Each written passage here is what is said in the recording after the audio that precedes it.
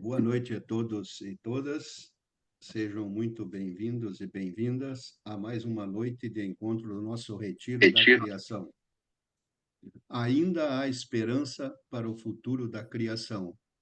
Peço a gentileza a todos que verifiquem os seus microfones, se estão ligados, desliguem, e que abramos bem as portas e janelas de nossas almas, os nossos sentidos, para que esse vento penetre em nosso interior, para saborear internamente as sábias palavras que o nosso querido Padre Eduardo tem para nos dizer nessa linda noite de encontro. Padre Eduardo, está contigo. Tá bem. Então, muito boa noite a todos vocês.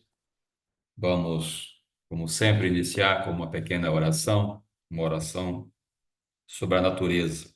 Em nome do Pai, do Filho e do Espírito Santo. Amém. Realmente é nosso dever te louvar, Criador do universo. Pela tua palavra criadora, formaste com dedos de artista o céu e a terra, os mares e os rios, a água das fontes e os peixes, os pássaros e as flores, os animais e as plantas, as sementes e os frutos, o sol que faz verde a natureza e a lua e as estrelas que fazem a ternura da noite, a chuva que faz germinar a esperança na terra seca. E em tudo inscreveste a perfeição para gerar a harmonia cósmica. Nós te louvamos pelo santuário da criação e te louvamos, sobretudo, porque o deste como casa para o ser humano, a fim de que pudéssemos te encontrar debaixo do teto imenso que nos abriga. Tu és verdadeiramente artista e a natureza inteira grita tua bondade. Criaste todas as coisas e tudo entregaste ao ser humano, para que a felicidade fosse possível na harmonia com todos os seres. Deste ao homem e à mulher a missão de cultivar a terra, fazendo-a bela e fecunda, e continuando a obra que tinhas iniciado. Através dos tempos, continuas sustentando as criaturas, para que o ser humano possa descobrir o teu nome na Bíblia aberta da criação. Amém. Glória ao Pai, ao Filho e ao Espírito Santo, como era no princípio, agora e sempre. Amém. Então, nós estamos buscando nos exercícios espirituais a inspiração para viver esse tempo da criação, viver com mais intensidade, com mais inspiração e também despertar em nós este compromisso com o cuidado com a casa comum. Esse já é o quarto encontro, já só para recordar brevemente, no primeiro momento fizemos uma consideração, ou seja, um chamado a nos situar diante do horizonte da grandeza da criação, da diversidade da vida, onde tudo revela a presença providente e cuidadosa de Deus e o ser humano integrado nesse grande horizonte. Depois, no segundo momento, buscamos aprofundar as consequências nefastas do ser humano que rompeu a relação com os outros e com a própria natureza, e com isso se apoderou das criaturas, fez-se senhor, dominador, e começou a exercer esta destruição da casa comum. Mas, apesar de todo esse processo de destruição, a misericórdia de Deus sempre é fiel. Deus sempre reconstrói a criação. E brota no interior de cada um de nós, então, esse profundo sentimento de gratidão. Gratidão porque tudo procede das entranhas trinitárias. Gratidão porque Deus está sempre reconstruindo a natureza e a criação. E quem sente essa gratidão quer corresponder. A gratidão desperta o ser grato. E aí, então, o que devo fazer diante do Deus que faz tanto? O que devo fazer diante da natureza, que apesar da destruição, continua sustentando e protegendo o ser humano? Aí aprofundamos sobre o exercício do reino, ou reinado do Pai, este mundo novo que também Jesus sonhava. Ele instaurou esse reino, ou seja, uma nova comunhão entre as pessoas e a comunhão com todas as criaturas. A reflexão de hoje, a proposta de oração, né, para essa semana, vai estar centrada num exercício chamado exercício ou contemplação da encarnação. Porque no exercício do reino, todos nós nos sentimos chamados a colaborar com Jesus para que esta casa seja de fato uma casa habitável. E então é preciso conhecer um pouco mais quem é Jesus, como ele viveu essa sua relação com as pessoas e com a natureza e com as criaturas. E vamos buscar inspiração nesse exercício tipicamente inaciano, que é chamado exercício da contemplação da encarnação. Se trata de usar da imaginação para compor um cenário, né? E Santo Inácio pede para que as pessoas contemplem, imaginem as três pessoas divinas que determinam em sua eternidade que a segunda pessoa se faça homem para salvar o gênero humano. Então, o foco desta semana vai estar no coração da Trindade. A Trindade olha o mundo e olha com compaixão, e por isso decide pela redenção deste mundo. Então, a Trindade se sente estremecida diante desta criação, deste mundo que está se perdendo. E por isso a contemplação nos motiva ou desperta em nós também esse olhar, ou aprender a olhar como a Trindade, um olhar com compaixão. Então, o sentimento que vai atravessar esta semana é o da compaixão. É um sentimento que também nos compromete. Jesus foi um homem compassivo. Ele sempre revelava um Deus compassivo. Nós também somos chamados a despertar essa compaixão que está no nosso próprio interior. Então, a Trindade contempla o mundo que se perde, ela olha este mundo com compaixão e decide que aconteça a encarnação. Então, aqui nós estamos diante de um mistério que é central na vida cristã, porque Deus não só criou, a Trindade não só criou todas as criaturas, todos os elementos físicos, químicos da natureza, mas agora o próprio Deus se faz corpo, se faz carne, e ele assume e integra no seu corpo todos os elementos físicos, químicos da natureza, os minerais, os vegetais. Aqui está a grandeza e esse mistério da própria encarnação. Então, um Deus que não passa por cima da natureza ou da criação, mas que se faz corpo, se faz corpo no nosso corpo, nos nossos corpos, e se faz corpo na criação, porque o corpo de Deus é constituído pelos mesmos elementos da natureza. Então, é a própria terra que dá todos os elementos para formar o sangue, o corpo, os ossos de Jesus Cristo. Então, Deus, podemos dizer que ele é encarnação permanente. O próprio Santo Inácio usa essa expressão nos exercícios, assim novamente encarnado. Então, a encarnação não foi só um evento, ela é uma atitude eterna de Deus. Deus sempre é, na sua essência, encarnação. A própria criação já é uma encarnação, porque é um transbordamento do amor divino. Então, esse Deus que cria e faz desse santuário da criação a sua morada. E Deus transita, habita, passeia por essa criação. E convida o ser humano também a entrar nesse mesmo passeio e confia ao ser humano o cuidado da casa comum. Esta é a casa.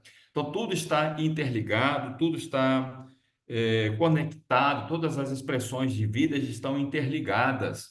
Então, daí a importância da missão do ser humano de ser o cuidador, de ser o jardineiro. Então, por isso, a encarnação, ela ilumina e abençoa toda a criação. Porque é interessante, quer dizer, Deus que se faz carne, ou seja, ele se reveste de natureza, ele se faz corpo no corpo de uma mulher, de uma jovem, Maria, ele assume todos os elementos, né, desse corpo e inicia um processo de crescimento e de maturidade. Então, o corpo de Jesus também foi sendo alimentado pela natureza. Ele foi recebendo os elementos da natureza, né? A água, o ar, foi respirando a refeição, os alimentos. Ele transitou pela natureza, pisou nesta terra. Então, foi alguém muito afetado, né, por toda a criação, por toda a natureza. E aí, então, essa expressão que é tão forte em São João, né? O Verbo se faz carne, né? Ou seja, assume toda a criação, não só assume o corpo humano, mas como o corpo humano é constituído dos elementos da natureza, então ele também se faz terra, ele se faz natureza e ilumina e dá sentido a toda a criação. Então, a criação também, ela afeta toda a encarnação afeta toda a encarnação. Toda a encarnação também foi iluminada, foi atingida por essa encarnação. Então, essa é a atitude eterna de Deus, né? A Trindade que olha, que contempla, que se estremece e que abraça toda a criação, e por isso acontece a encarnação. Maria, que corresponde a esta encarnação, deixa que o Deus se faça corpo no seu corpo, que receba os mesmos elementos, os físicos, químicos do seu corpo e da terra, para assim poder iniciar o processo de maturidade, de crescimento. Jesus passa por todas as etapas, desde a concepção, de crescimento, então ele vai sendo alimentado, sustentado pela própria natureza. Então, São Paulo vai dizer que Jesus Cristo ele é o princípio da nossa história, essa história de amor da Trindade para com todo, né? Então, a terra, com todos os seus animais, com as plantas, os seres humanos, é a história da encarnação, da vida, da morte, da ressurreição de Jesus. Então, ele mergulha fundo nessa história. Não só desce no ventre de uma mulher, mas também no seu nascimento, ele desce no ventre da terra. Então, Jesus passa por duas gerações. Ele é gerado no ventre, então ele recebe o sangue, recebe o ar, recebe todos os elementos próprios de uma concepção, e depois também ele é gerado pela terra, porque ele não encontrou lugar nas casas, mas encontrou lugar numa gruta. Ele desceu no ventre da terra. Então, a terra também gera o Verbo, né? E por isso, essa luz que brilhou no ventre da terra, é uma luz que brilha em toda a criação. O mundo estava em trevas, e com essa encarnação e esse nascimento de Jesus, no ventre de Maria e no ventre da terra, toda a criação foi iluminada. Então, agora se trata de uma história da salvação. Não é só a salvação do ser humano, mas toda a criação. Então, muitas vezes, quando nós usamos essa expressão, né, que Deus é salvador, Deus salva o ser humano, só ficamos no meio do caminho. Mas a salvação não se restringe só ao ser humano. A salvação abarca toda a criação. Nós precisamos também reaprender a dizer isso, né? A salvação é universal, é cósmica. Por isso, Jesus também se faz cósmico. Ele acolhe, né, no seu corpo toda a natureza, toda a criação. E por isso dignifica toda a natureza, toda a criação. Dignifica o mundo. A natureza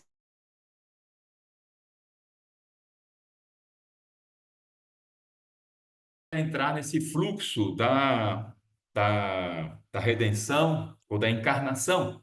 Porque, como disse Antinácio, essa encarnação ela é permanente, né? Assim como a encarnação aconteceu num dado momento, continua acontecendo no interior de cada um de nós, e essa encarnação continua acontecendo na história, na criação, na realidade, né?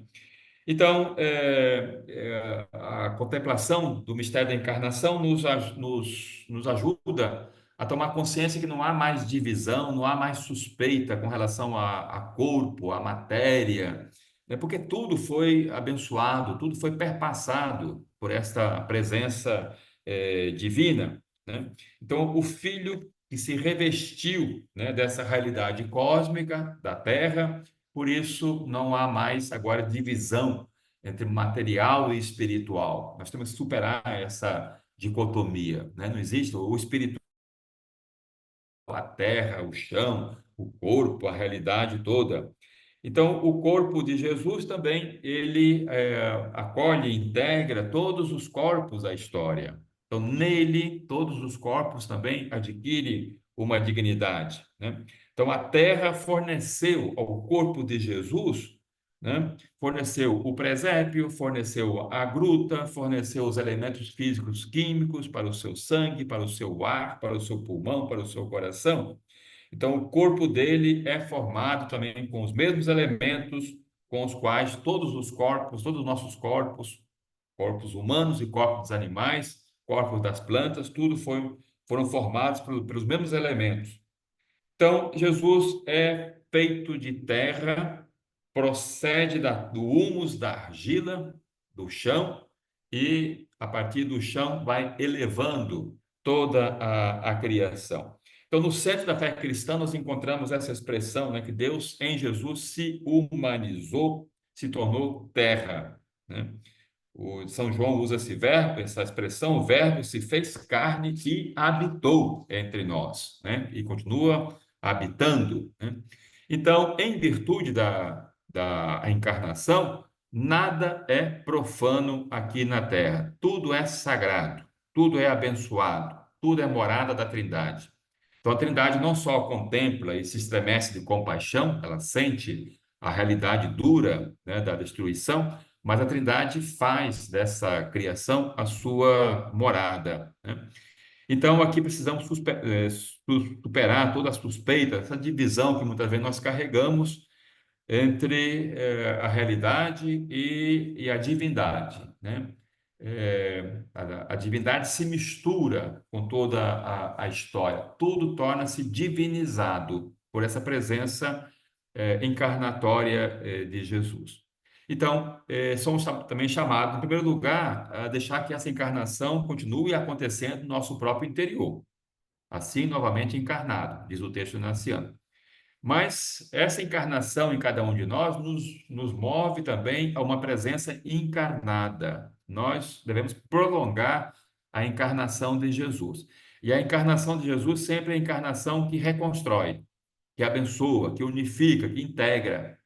Então, se nós somos chamados a prolongar a encarnação de Jesus, nós também devemos ser uma presença encarnada que protege, que cuida da natureza, da criação, que ajuda a harmonizar e a integrar, vencendo todos os sinais de violência, de ódio e de morte. Então, Jesus se faz corpo em nós e se faz corpo na natureza. Quando ele se faz corpo em nós, ele também, ele assume, né, todos os elementos físicos também do nosso próprio corpo. Então, nosso corpo também vai sendo cristificado, ou, como diziam os antigos, verbificado, corpo cristificado. Então, tudo está relacionado, tudo está interconectado, tudo está interligado. Então, o universo, uma expressão que tem na folha ali, o universo é uma assombrosa trama de relações, porque o Criador é uma amorosa trama de relações, né, do Pai, Filho e Espírito Santo. Então, esta relação trinitária se visibiliza na própria criação. Então, por isso também é preciso ativar, despertar esse olhar, né, no mesmo movimento do olhar da Trindade. Contemplar esse globo terrestre, né? E aí, então, trazer essa dura realidade da destruição, das queimadas, da violência que o ser humano impõe sobre a própria criação, e também sobre o próprio ser humano. Mas, apesar disso tudo, então, a redenção, ou a encarnação, que alimenta em nós uma profunda esperança. Então, esse esperançar implica justamente isso, que apesar de toda a destruição e a violência, né, tanta beleza e tanta diversidade não podem ser destruídas. Então, como cristãos, seguidores de Jesus, nós professamos: a terra está penetrada pelo Espírito e pelo Cristo cósmico, a terra, a criação. Então, tudo é sagrado, né? Então, destruir significa profanar esta casa, o corpo de Deus. Deus se fez corpo, assumindo toda a natureza, todos os elementos físicos e químicos. Por isso, profanar esse corpo é profanar o próprio Deus. né? São João usa também outra expressão bonita, né? Deus amou tanto o mundo que ele entregou seu Filho unigênito, né? Então, Deus não se vinga com relação à destruição. Ele continua mantendo a sua fidelidade. O seu amor é permanente. E é esse amor que vai despertando em nós este mesmo compromisso para preservar e cuidar da casa comum. Então, o sentimento que deve ser despertado, ativado ao longo desta semana é o da compaixão. Entrar no fluxo da compaixão trinitária, né? Porque quem é compassivo se torna mais sensível diante da violência, diante da destruição. O mundo de hoje carece muito de compaixão. Quando não há compaixão, há violência, há destruição. Seja na destruição das pessoas, seja a destruição do próprio meio ambiente. Por isso que é importante, nessa semana, né, esse sentimento que é tão divino, que é tão humano, tão nobre, despertá-lo, né? Aí indiquei alguns textos bíblicos que falam da encarnação, do nascimento de Jesus, né? O primeiro deles, Lucas 1, 26 a 38, que é o relato da Anunciação. Então, o Verbo que se faz corpo no corpo de Maria, que é alimentado pelo corpo de Maria, né? Depois, o texto de Lucas 2, 1 a 20, o nascimento de Jesus. Então, o segundo nascimento é a gruta que acolhe. Então, nessa gruta, né, no presépio ali, São Francisco de Assis divulgou muito o presépio, né? Então, ali se encontravam também os animais, né? Então, toda a natureza está representada nessa gruta, né? Que vai gerar, né, o verbo e que há um novo nascimento aqui do verbo. Depois, são João, no seu Evangelho, né? Também o capítulo 1, de 1 a 14. Então, é um hino, né? Do Verbo eterno que desce, que se faz carne e que assume toda essa história e dignifica toda essa história. Em Colossenses 1, 15 a 20, fala do primogênito. Jesus é o primogênito e que nele foram criadas todas as coisas, no céu e na terra. Nele que foram criadas, né? Depois também, bom, João 3, 16 a 21, Deus amou tanto o mundo, né, que enviou o seu Filho. Então, ali aparece então esse compromisso do Deus que nunca desiste, apesar da destruição do ser humano, né? E também na primeira carta de São João, capítulo 1, 1 a 17, que diz, né, aquele que existia desde o princípio, nós o vimos e ouvimos, né? Então, na contemplação, das contemplações dessa semana, você pode imaginar, né, aí é um modo de orar proposto para essa semana, aprender a contemplar com a Trindade, ou seja, olhar, escutar, sentir, deixar-se afetar pela realidade.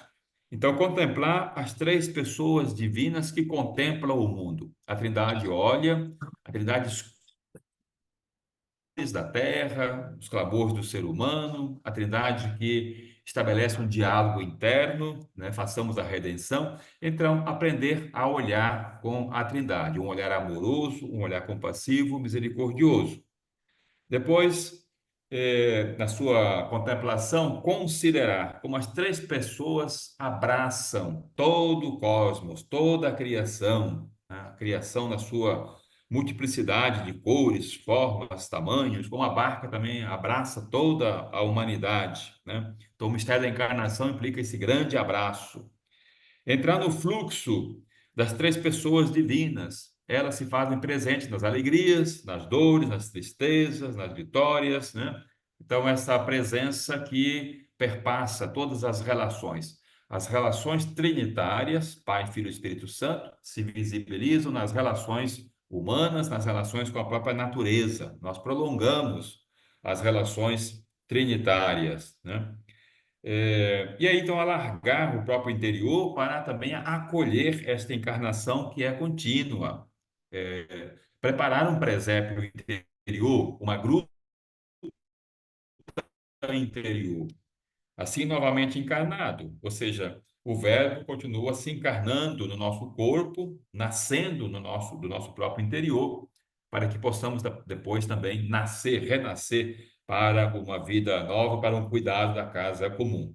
Mergulhar na contemplação do mistério da encarnação e deixar ressoar o chamado a ser presença encarnada neste mundo tão carente de vida, de cuidado e de humanização.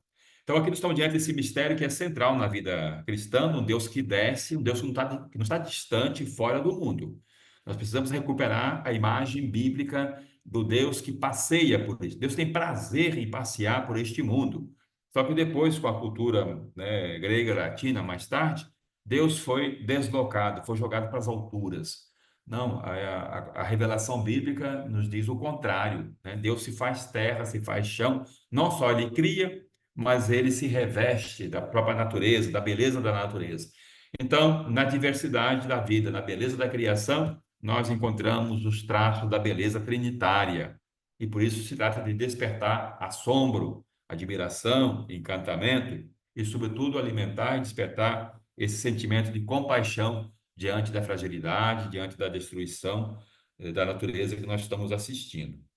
Então, está aí a proposta para esta semana, preparando-se para viver então esse tempo da criação, buscando inspiração nesse mistério que é central na vida cristã e que também é central nos exercícios espirituais, né? O modo original que Santo Inácio apresentou de um Deus que desce, né? E que faz da natureza o seu santuário, não só faz, né? Não só habita, mas ele se faz corpo, quer dizer, a natureza ela oferece a matéria-prima para o corpo de Deus. Isso é um mistério insondável e que muitas vezes nós não estamos muito conscientes disso, né?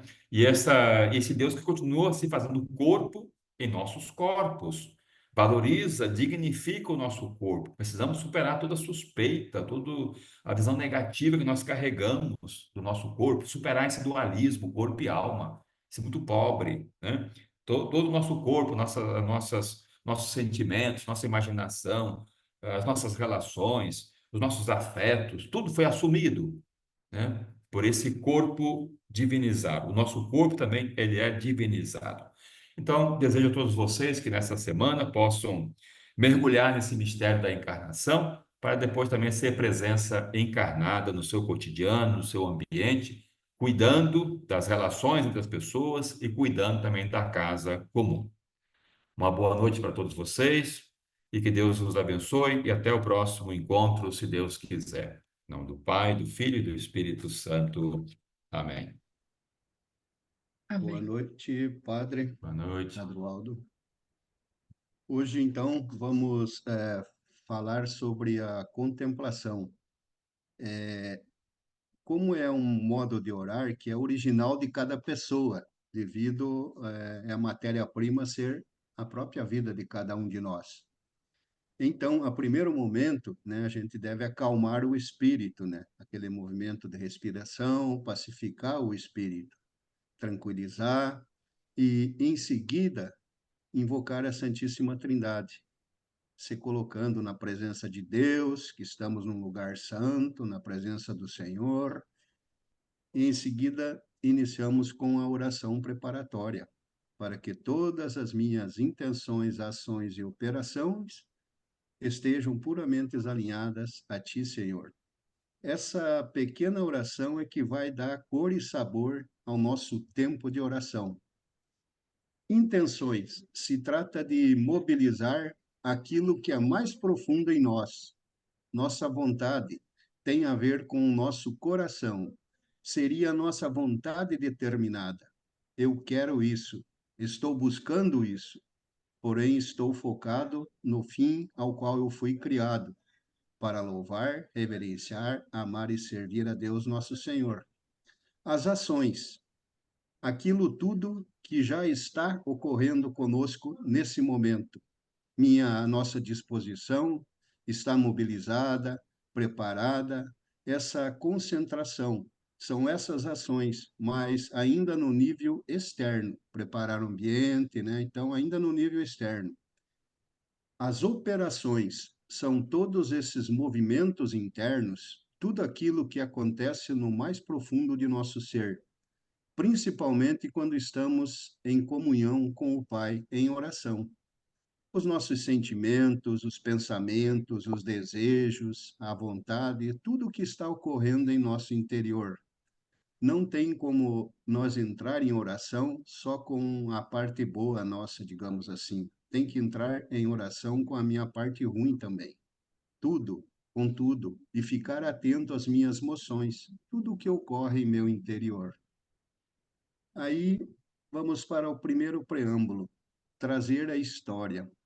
Seria esse momento de uma forma muito simples, um resumo, tipo a anunciação, é recordar a história sagrada que vamos rezar, né?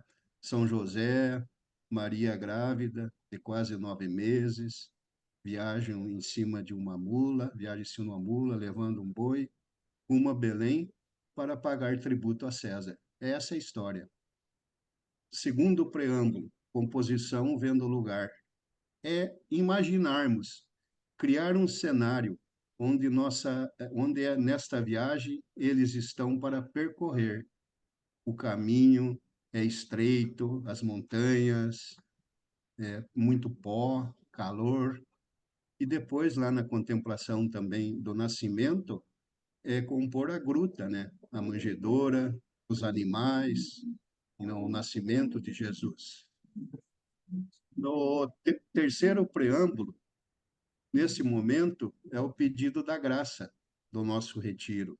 E também podemos pedir um melhor conhecimento interno de Jesus, para mais amá-lo e segui-lo. Então, já na meditação, no preâmbulo, a composição vendo lugar, ali já ativávamos os nossos sentidos da nossa imaginação. Mas agora, na contemplação, a imaginação vai ser a faculdade que mais vai ser mobilizada o tempo todo. E através da nossa imaginação, ela, ao ser ativada, também ativa toda a nossa pessoa, todas as dimensões de uma maneira especial, as dimensões mais profundas, que é a dimensão afetiva. Então, podemos dizer que, na experiência dos exercícios, o afetivo é o efetivo.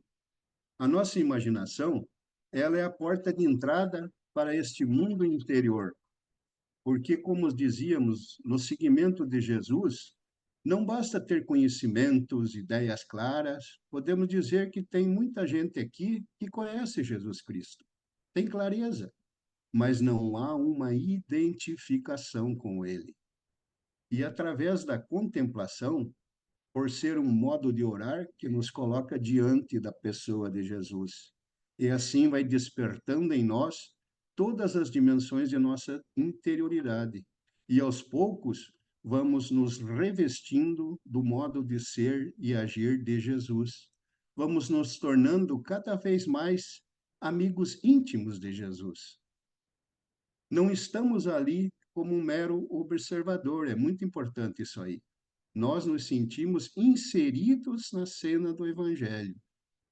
E quando estou diante de alguém, de uma pessoa, a questão não é fazer reflexão sobre a pessoa, fazer dedução, não. Quando estou diante de alguém, o decisivo é olhar a pessoa, escutar o que ela diz, observar o que ela faz, sentir o que ela sente, e por isso que os sentidos eles vão sendo mobilizados o tempo todo durante as contemplações.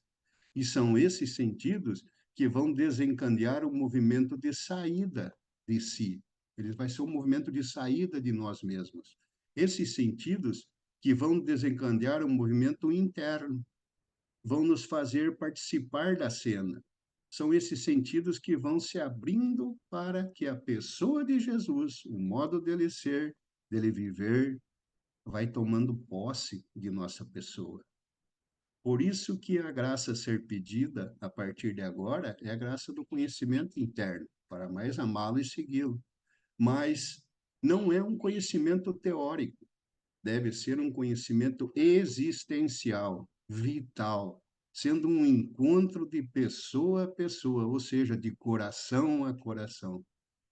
E esse encontro aqui, de coração a coração, vai acontecer através de nossos sentidos, que são as portas e janelas de nossa alma. Ao serem mobilizados para estarem diante da pessoa de Jesus, olhando, escutando, sentindo, por estar participando da cena e não como um mero espectador, somente olhando. Então, esse movimento de saída de si e de retorno, todo esse processo vai fazendo com que os nossos sentidos sejam transformados. Eles vão sendo pouco a pouco cristificados, ou seja, eles vão deixando de serem autoególicos. Isto vai acontecendo sem nos darmos conta da conversão. E para Santo Inácio, a nossa conversão começa pelos nossos sentidos. Por isso que esse modo de orar implica em dois movimentos. O primeiro movimento da oração de contemplação é um movimento de saída, é de fato o processo de exercitar os sentidos, olhar, escutar, observar com mais profundidade.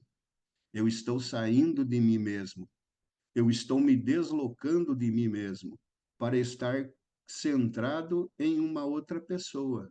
E por isso se trata de captar os detalhes daquela pessoa. No caso aqui, a pessoa de Jesus ou Maria, quando estivermos contemplando Nossa Senhora, nas suas reações, na sua maneira de falar, de agir, decidir, na sua comunhão com o Pai.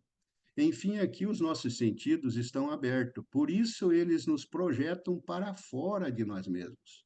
São os sentidos que nos fazem aproximar da pessoa de Jesus, desde a nossa visão, que é o sentido mais distante. Eu inicio minha contemplação, esse deslocamento, com o sentido da visão, eu olho de longe, mais distante, e depois a nossa escuta, e, por fim, até a nossa sensibilidade mais profunda, o tato, o olfato, o paladar. E esses últimos três sentidos os chamamos de sentidos unitivos. São eles que nos fazem presente a essa proximidade, a essa profunda intimidade, ser uno em Cristo Jesus. Na contemplação, quando falamos fazer esse deslocamento através do uso da nossa imaginação, é um deslocamento através dos sentidos da nossa imaginação para ali tratar de criar, compor uma cena bíblica, partir de um relato sagrado da Bíblia, mas depois de um certo tempo, como sendo uma cena, digamos assim, em movimento, cada pessoa pode usar da sua criatividade, pode colocar outros diálogos, pode aumentar a cena dependendo da matéria-prima de oração, que é a vida de cada pessoa, a sua história, de, a sua história de vida, que é confrontada, rebatida com a cena bíblica, o estado e o momento que cada um de nós estamos vivendo, as nossas dificuldades, as nossas feridas, as nossas felicidades, os nossos agradecimentos, enfim, tudo que está ocorrendo é confrontar com o texto bíblico. Tem algumas pessoas que são muito criativas para compor um cenário, mas talvez elas se preocupam demais com detalhes, que até muitas vezes esquecem de quem é o centro da cena, são muito detalhistas. Mas quero lembrar, o compor o cenário, compor a cena, é justamente para isso, é para ajudar o exercitante a estar mais focado na pessoa de Jesus. Ele deve ser o centro da nossa contemplação. Então, aqui nós encontramos estes dois extremos. Algumas pessoas têm facilidade enorme de compor um cenário, mas se perdem no cenário. E outra tem mais dificuldade por causa de ir mais ao nível da razão. Já quer deduzir, já quer tirar a dedução, mas tudo é empenho, é ir treinando, devagar, vai aprendendo. Porque a contemplação, como ela toca e remexe com a nossa profundidade, é ali onde acontece uma identificação maior com Jesus Cristo. E se caso ficarmos só no nível da razão, não há seguimento. Isso porque vimos antes, ideias só não mudam, elas ficam só na razão. Na minha razão, eu posso ter clareza, eu posso ser doutorado em teologia, perito em cristologia, mas como isso não há uma adesão, não há uma sedução. porque todo esse conhecimento teórico está somente na minha cabeça e não no nível afetivo, coração a coração. Mas tem um outro movimento dentro da contemplação que muitas vezes, quando contemplamos, nós não estamos muito atentos, que é o segundo movimento, o de volta. Eu saio de si na cena, eu participo da cena, mas quando eu retorno para mim, esse movimento de volta. O que significa isso? Como falamos no primeiro movimento, eu estou olhando, escutando, mirando com um olhar mais profundo, ou seja, olhando com mais profundidade, observando, captando o mistério da pessoa de Jesus. Eu estou focado, centrado na pessoa de Jesus. No segundo movimento, se trata de olhar-me a mim mesmo com o olhar de Jesus, de escutar a mim mesmo com o modo de escutar de Jesus, ou mirar-me, observar-me a mim mesmo com a maneira de Jesus, como ele me observa, como ele me mira. Agora então, é o olhar dele, é a maneira dele me escutar, dele me observar. Por isso, são os dois movimentos. E é exatamente esses dois movimentos é que vão quebrando as distâncias, vão quebrando as barreiras, as dificuldades. Não é alguém que está fora, distante, mas há uma proximidade muito grande, porque esse olhar-se a si mesmo com o olhar de Jesus, isso me impacta, isso me compromete, porque porque porque as rédeas nesse instante, nesse momento da oração, agora trocam de mão. Agora não sou eu que estou controlando tudo. No momento em que eu pedir emprestado os olhos dele para me olhar, com o olhar dele, como é que Jesus me olha? Também pedir o ouvido dele emprestado, como que Jesus me escuta? Então é isso, os sentidos agora dele para comigo, e isso desperta, mobiliza toda a minha pessoa, porque no momento que nós somos olhados por alguém, é claro que ficamos expostos. Destaco e confio aqui a importância de um olhar compassivo, misericordioso, que é acolhedor. É diferente de um olhar frio, de julgamento, com o qual a gente treme. Caso olhem assim para a gente, com esse olhar pesado, humano, né? Mas aqui é a maneira de Jesus me olhar, com os olhos divinos, com o olhar divino. Porém, devo estar atento, porque esse é um olhar que me desvela, põe às claras o meu ser, tudo o que está em mim que já não é original, que não está bem e deve ser integrado, tratado. É nesse momento da oração que as revelações da nossa interioridade acontecem. É esse escutar, é esse observar, é ficar atento. Eu vou tendo essa percepção mais profunda de mim mesmo e vou me reconhecendo lá na minha interioridade. Tudo aquilo que talvez eu não conhecia ainda e que se move no meu interior, meus desejos mais profundos, os meus impulsos mais profundos, os meus dinamismos mais profundos. Então, aqui está a minha vida interior, que foi escondida talvez por muito tempo. Agora vai sendo sacudida, movimentada pela própria vida de Jesus. Assim, o centro da minha vida vai se tornando esse nosso amigo, Jesus, porque há uma interação. São esses sentidos que agora se encontram, então a vida dele vai movendo a nossa vida. Porém, de uma coisa é certa, isso acontece a todos nós, quando entrarmos em comunhão com o Pai. A nossa oração de contemplação, ela vai caminhando para um momento mais íntimo, mais denso, que é o colóquio. Aqui é o ponto mais alto da nossa contemplação. E lá no início da nossa contemplação, ao montarmos o cenário, isso nos ajuda a estar mais focado, mais centrado naquele que é o centro da cena. E isso nos ajuda muito nesse tempo de colóquio, essa intimidade, essa conversa prazerosa entre dois amigos. Após o colóquio, vamos nos despedir de Jesus, agradecendo a Ele esse momento maravilhoso que passamos juntos nessa oração. E, por final, rezamos um Pai Nosso, ou uma Ave Maria, ou uma Alma de Cristo. E depois, não esquecendo de, depois da oração, fazer as anotações de tudo o que ocorreu na nossa oração. Anotar num caderno. E quero dizer, ao contemplar a pessoa de Jesus, é como São Paulo diz, passamos a ter os mesmos sentimentos de Cristo. É quando a pessoa de Jesus vai tendo acesso às nossas dimensões mais profundas. Então, os meus sentidos também são cristificados e passam a ser os mesmos sentidos de Cristo. E depois, a partir desses sentidos cristificados, isso vai também ter um impacto no nosso cotidiano, porque a contemplação, ela não termina nela mesma, só no tempo da oração.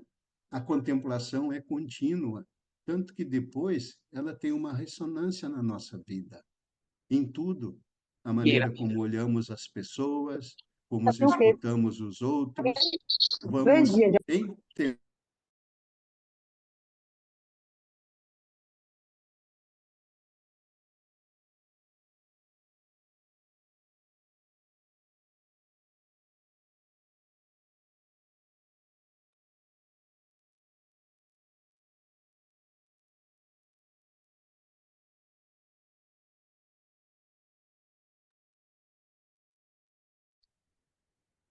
Gerson, pode continuar, por favor.